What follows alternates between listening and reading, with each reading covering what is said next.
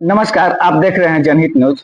बक्सर में एक बहुत ही खौफनाक घटना घटी है जिसने दरिंदगी की सारे हदें पार कर दी है। एक व्यक्ति रात को अपने घर के बाहर सोए थे और उसी रात उनका कत्ल हो जाता है।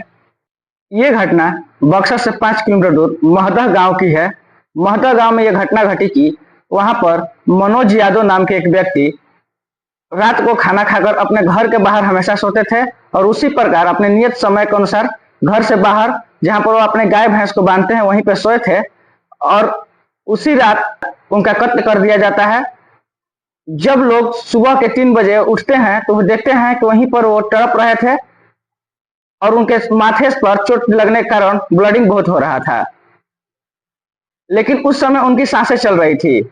आसपास के लोगों ने उन्हें बक्सर सदर अस्पताल पहुंचाया, लेकिन जब वो सदर अस्पताल पहुंचे तो वहां डॉक्टर ने उनकी स्थिति देखकर उन्हें पटना रेफर कर दिया, लेकिन पटना जाने से पहले ही बक्सर में ही उनका मौत हो गया।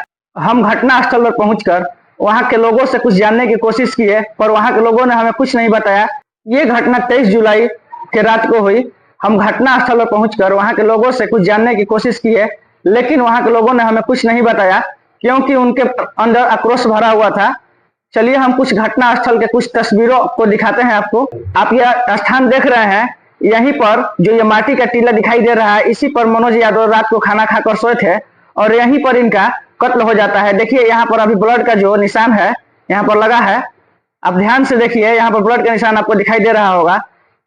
खाना खाकर 10 बजे मनोज यादव यहाँ पर सोए थे, उसके बाद यहाँ पर उनका कत्ल कर दिया जाता है। ये मनोज यादव का घर है और ये घर के आगे देखिए गाय भैंस बांधते हैं और उसी के आगे ये टीला पर वो सोते हैं। ये घर जो है रोड पर ही है, जो कि महदा गांव में जाती है, वो मेन रोड है महदा गांव की, इसी रोड पर है और इस रोड के किनारे जो ये टीला है इसी पर मनोज यादव सोए थे और यहीं पर उनका कत्ल कर दिया जाता है।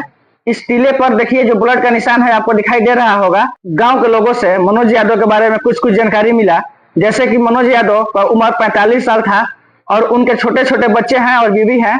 मनोज यादव इस घर की अर्थव्यवस्था को संभालने वाले अकेले थे। उनके जाने के बाद इनका बच्चा जो है अभी छोटे छोटे हैं और उनके पास 2-4 गाय भैंस है और वो खेती भी करते हैं। इस घटना के बाद गांव के लोगों में डर पैदा हो गया है कि अगर कोई व्यक्ति अपने घर में ही महफूज नहीं है तो कहाँ महफूज रहेगा। गांव के लोगों ने पुलिस से इस घटना को जल्द से जल्द जांच करने की मांग की और दरिंदों को सजा दिलाने की गुहार की। जय हिंद।